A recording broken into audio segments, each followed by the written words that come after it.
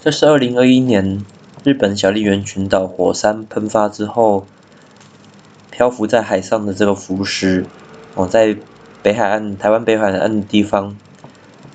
捡到这些浮石，把它用机器切割之后，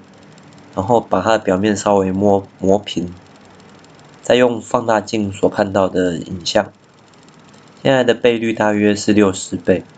这个浮石上面会有很多，主要是灰白色的这个岩石，那上面有很多孔洞，还有黑色的斑晶。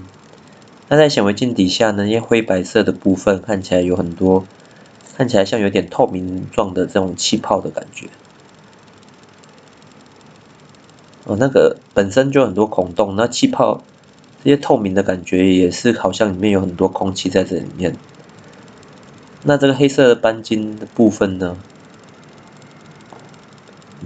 看起来的影像没有很清楚，不晓得那是什么样子的斑晶。那不过它的外表也看起来好像有一些刺刺的状的感觉，可能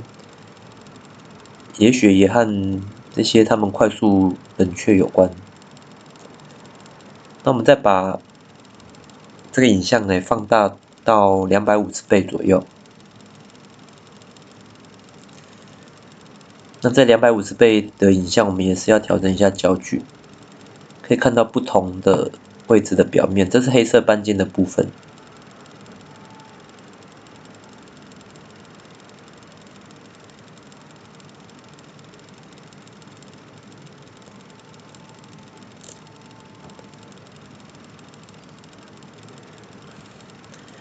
那灰白色的部分呢，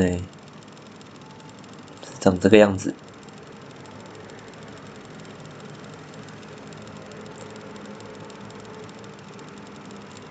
非常多气泡的感觉。